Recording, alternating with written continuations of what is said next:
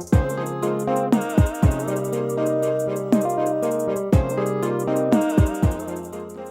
everybody, and welcome to Cut from a Different Cloth. I am your host, Danny Parker, and we're gonna wrap up Black History Month. Well, this year's been Black Excellence Month with the Black Panther review, because y'all know I went to go see it after the last episode, and it was amazing, and then some. Like, seriously, so many like imagery in there where I just realized, well, of course, I knew Black women were just the greatest since sliced bread, but it's a conversation that I feel like it inspired this topic of the real deal, where we have Estelle with us, and she's Congolese American, basically between the Lost Children of Wakanda, like Killmonger's character, Eric. He represents the Black Americans, and then Wakanda represents Africa, you know, the disconnect between the two, because we are the lost children of Wakanda, as Black Americans is saying, and it's going around social media buzzing, and this is a conversation that is so big that I just want to cover. You know,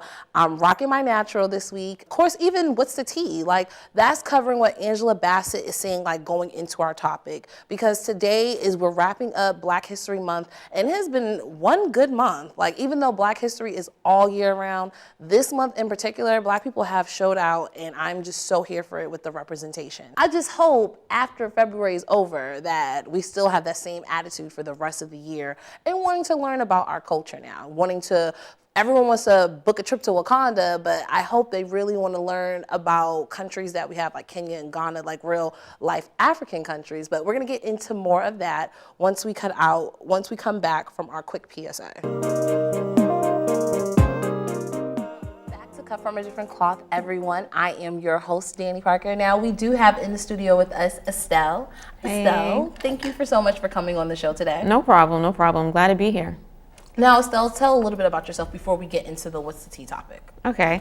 Well, my name is Estelle. People call me Stelly. I am Congolese American. That's what I consider myself. I was born in the Congo, and I came to America with my family, my siblings, when I was 4 years old. It was definitely a culture shock, especially the weather. We came during winter, and so I was like, oh my God, the first time seeing snow, so it was like a culture shock and so forth. And the language and so forth, that was difficult. I went to a Boston public school, and my first language is French. I speak French. And it was hard because there wasn't any French tutors or anything like that. So I had to learn my way around. And I learned that through watching movies, American movies, listening to American music. And so I got in touch with the American culture. So ever since then, you know, once I learned English, everything fell into place as far as like making friends, being comfortable, my self-esteem went up. So that's why I really consider myself Congolese American, because I, you know, adapted to the American lifestyle, but still in touch with my roots and my culture and so forth. Okay, now, so with the tea, our segment where we do celebrity gossip, but of course I'm dedicating it to Wakanda, you know, and so Angela Bassett, she went on the record to say that apparently this is the movie that it represents for being an African American person, like where you tell your kids like to instill in them like a pride and sense of identity, but in film, it doesn't necessarily, you know, show that. Basically, you can tell your child something, but if they're seeing it, the presentation, it's not there. Right. So with the What's the Tea is dedicated to Black Panther, she went on to tell people that, oh, this is a film that is for us as far as it's more than just a comic book movie. Like, it's basically, okay, this is what we need to talk about. This is what shows us as kings and queens, like, even with the villain, in a sense. He still was Black excellence. He went about it in the wrong way, but he's still like what he represented, the education stuff, like the advancement that he had despite what happened to him as a child. So Angela Bassett, she went on to say that in People magazine. That's why it's interesting that you say that you identify as a Congolese American. Yeah. Because, so do you feel as a child growing up, you can see as a Black American, I won't say Congolese American, because I know that's what you identify with, but growing up as a Black American child, can you agree with what she said? Yeah, like as far as like being a young kid, yeah, on TV you do see non-minority characters, stories, you know, you don't really see yourself.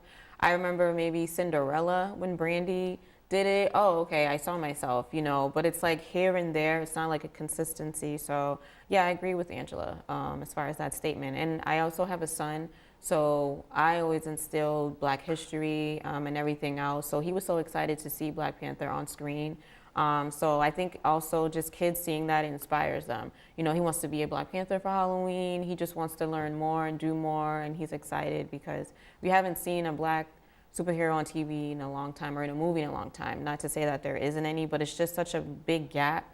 And I think that's why people are so excited, because it's like so many years compared to Iron Man came out last year, and then Superman, and then Spider-Man, and then, you know, there's that superheroes, but for Black superheroes, you know, there's a gap. So I think people are so excited. Right, because I don't know if people have realized that, I guess with Black Panther coming out, there was another Black superhero, Black Lightning, and he comes on CW. And that's a good show, by the way, y'all.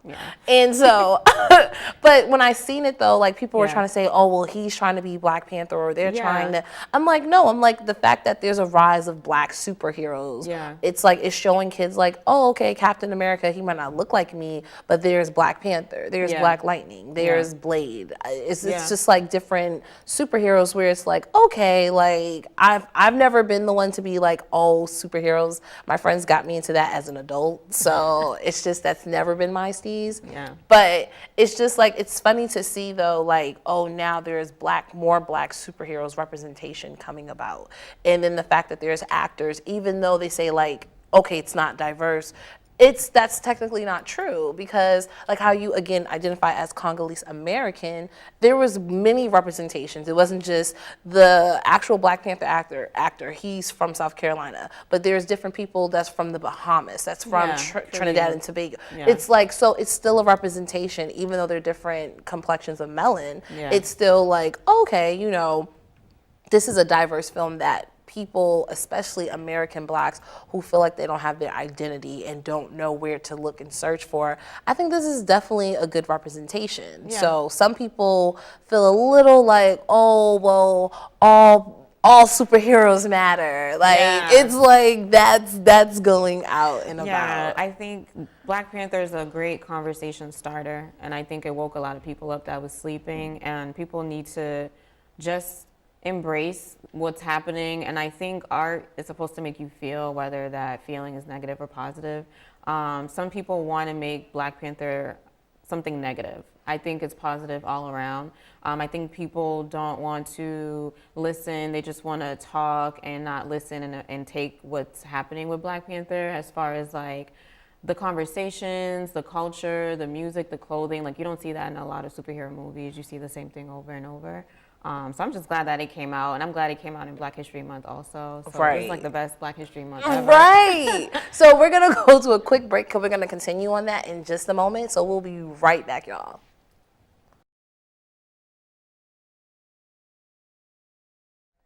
Well, welcome back, everyone. I am your host, Danny P, and we are, so basically a quick recap. Now, we have Estelle in the studio here with us. She's Congolese American, and we're talking about the real deal topic is the disconnect between African Americans and Africans. Now, we were just discussing as far as representation for African American children to see Black superheroes. So we're gonna get back into the conversation as far as this being a very lit Black History Month, because seriously, this one is one that's going to go down in the books. Yeah, it's going to continue in March, actually. Exactly. It's going to be Black History Month in March. Right.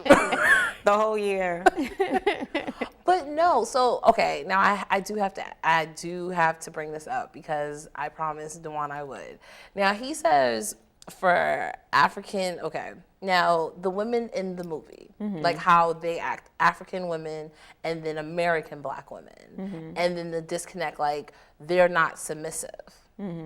Now in the film, I was like, African women aren't, not saying they're not that submissive, but they really spoke their mind. It's like you got to really see that a Black woman's opinion mattered. It's basically who he went to. His general was a Black woman. You know, his ex-love, even though she still was the love in the movie, Lupita, she was a strong black woman. Like she had a mind of her own, like where he wanted her to stay. Yeah. She didn't just say, "Oh, of course, Your Majesty." She really told him so much that we could do, and caused him to then, at the end, basically have the outreach center. Yeah. So it's just like, I guess as a black woman and as an American black woman, I've heard numerous times, "Oh, you guys aren't submissive. You aren't like foreign women. You aren't like African women." I've had a boyfriend say that to me in the past, saying, "Oh, African women are just more. You American black women, it's just crazy." And I feel like when it comes to submissiveness, it's either with black women from the States, and correct me if I'm wrong, they feel like they can be led, a man can lead them two ways, down destiny and destruction. And with us, it's like, wait, if I feel like you're leading me down destruction, or it seems like you're following that path, we ask questions, and as a cautious thing, but then they look at it as, "Oh, you're not being submissive, you're being angry, you're doing this, that, and the third." Now, how do you feel about that, as far as like when men meet you and they see that, "Oh, okay, you're not an American black woman, but you're an African woman who just was, oh, well, you're from Africa, but you know, you was over here." So Yeah, well, that's a lot of questions, but I think for the African woman and the African culture, it's just instilled in you since like home. Like your mom will teach you how to do the dishes, cook, and so forth. You just grow up and in that mindset. It's just more out there. It's more of a conversation. Your grandmother, your aunt will tell you, clean the dishes, pick up after him, and so forth. So I think that's why African women, they label us as like submissive and so forth, because it's just part of our culture. But I will say, if a man is going to lead, if you think that he's leading the wrong way or he's not going in the right direction, you should be able to speak up, because I speak up. You know, I'm not gonna let you lead me down the hill, you know. And I think speaking up, you should, because why do you want to go down the hill? Like, no, brother, let's go this way. You're going left, I'm gonna tell you to go right. I think if you're dealing with a real man will listen. If you're dealing with a young boy, and I'm not talking about age doesn't matter. A young boy mentally, he will not let you listen. So you have to deal with a man. So once you know you're dealing with a man, the man will listen, and it's a partnership. And even with friendships, like if you see your friend going down the wrong way, you should say something. Even at work, you should say something. But I think the African culture, when people say African women are more submissive, it's just a culture thing. But that also makes African women and African American women dislike each other, or start something, or I'm better than you attitude, and so forth. But me personally, if a man is leading me the right way, I will follow. But if you're leading me the wrong way, I'm gonna speak my mind. I'm kind of like a lupita. Like I'm gonna tell you no, and this is why, because I am my own individual. I have my own opinions, my own views. So I'm just not going to just follow you because you're a man. Like I have stuff that I want to do. I'm an individual. Exactly. So I think it's a balance. There's nothing wrong with a man leading if he knows what he's doing. That's why you gotta be with a man and not with a boy. Exactly. And then there's a lot of boys running around. So, and as an American black woman, it's like, man, you want to be able to, like, okay, your man leads and you can just follow, instead of having to be the leader, having to, like, no one wants to feel like they're raising a boy, like telling them where to go. But if you're not mature enough yet mentally, like you said, because a young boy doesn't have to be, like, I know younger men, like my cousin, for instance, he doesn't act his age, and he's about 2 years younger than me, but he acts like an older man, like how he was raised, and being raised in the environment, being raised in the South. So it's different. It's so many numerous factors into someone's someone's opinion based on black women, because being one and then seeing like, oh, representation of us, we're loud and angry, we're opinionated, we don't know how to be submissive. So to see a movie where an African woman is doing the same thing in a different way, not having as far as the attitude goes, but seeing that she's still being opinionated and he still respects her, it's like, wow, so what's the disconnect? Because I wanted to tell my ex-boyfriend, like, hey, I hope you saw that because, you know, she's being opinionated and was respectful, just like I've said, and you said I was disrespectful, but that's neither here nor there. So, but it's just like, no, but it's good to see that, like, standing up for yourself and stuff, because I feel like Black women in America, they're the most unprotected flower, like what Malcolm X said.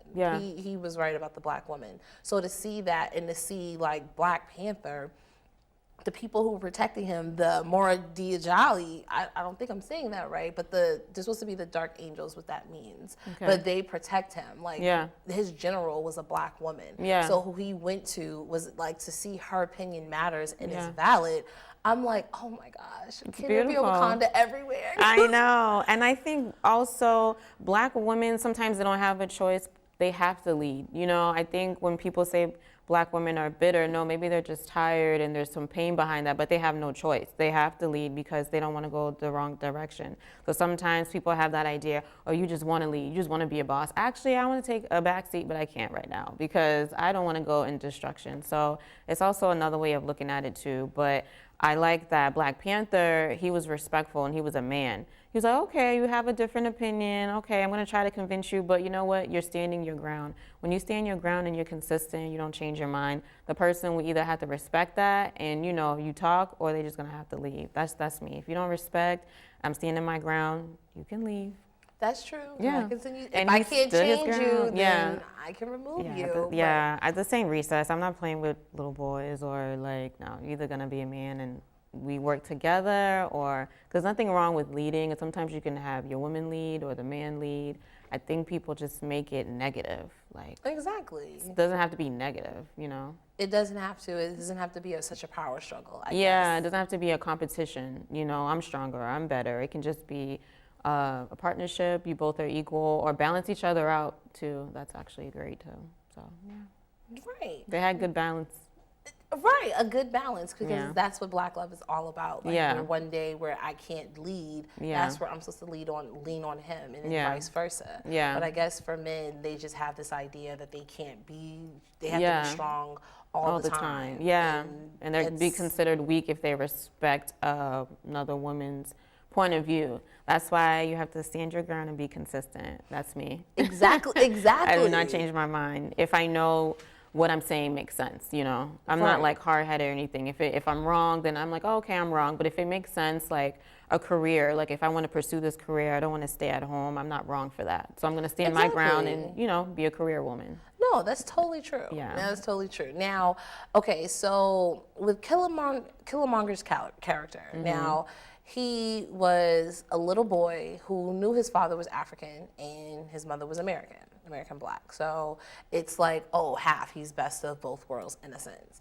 Now, when T'Chaka killed him, and, you know, he didn't understand because as a little boy, he wasn't there when his father, you know, happened to die. But the resentment, now, I'm going to go on the record stating, I don't think he was a villain. As far as, I think he was more of a revolutionary, but the way his emotion, he was too emotionally driven. Because if he would have came humbly to Wakanda and explaining, and this is what we need to do and stuff like that, then he would have more, he would have won more bees with honey than vinegar, more flies with honey than vinegar. So it's just like how he came in and then removing T'Challa and then burning. It's just like, you're not even coming home to respect where you come from. You're coming home bent on destroying the king, taking over, and like basically equipping Black Americans or Black people who were being oppressed. All with, and I understood the message that he was saying. I understood that.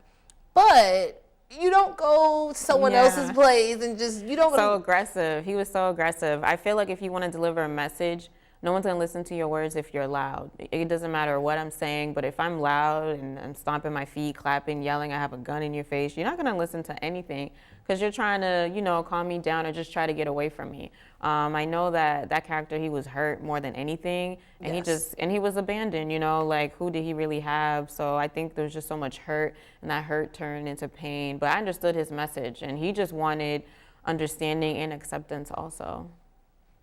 Okay, see, that's the thing, and I understood his hurt. Like, Yeah. I mean, I have my dad in my life, but I understand some people don't have. So your father already leaving, and well, he left by force, not by choice. Yeah. But the fact that then growing up, and then the pivotal scene was when T'Challa and he went back on the ancestral plane and asked his father, "Why didn't you bring the little boy with you? Like, why didn't you, just bring him along?"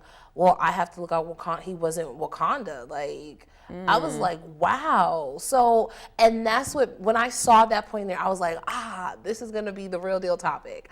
But I Yes. was like, that moment, I'm like, so many Africans feel that way about like American blacks. Like, you're not the person, that's not you. Like, well, you're not Wakandan, so, you're black, and that's my nephew, but he's not Wakandan, so. Yeah, I've experienced that. Being Congolese, as I said, I came to America when I was 4 years old. So I would have conversations with relatives or with Africans, and they would look at me in the eyes and say, "No, you're not Congolese," because I came to America when I was 4 years old, or I don't have an accent. They're trying to tell me why I'm not African, why I'm not Congolese. And as a young child, when you hear that, it's like, you're taken back because you know who you are. And my parents repeated over and over, you're Congolese and so forth.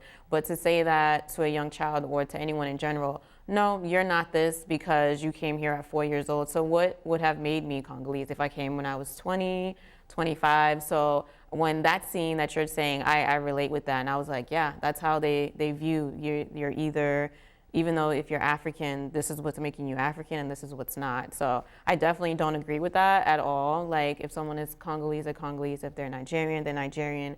Opinions and factors shouldn't make them Any less than. Yeah, any less than. I think that's silly. And because of that mindset, a lot of things go in a negative way. He could have been saved, but because Black Panther's father had that mindset, no, he left him right on planet Earth. Like, he could have taken him in, and if he took him in, they didn't have to fight when he got older. He didn't have to be so hurt. It could have been a different result. So that's why I feel like no one should tell someone, this is what you are and this is what you're not. If someone is saying, this is who I am, this is my culture, you need to embrace it and accept it and respect it. So when I was younger, I didn't know how to respond. But if someone were to tell me that, the adult Estelle, I got some words for you.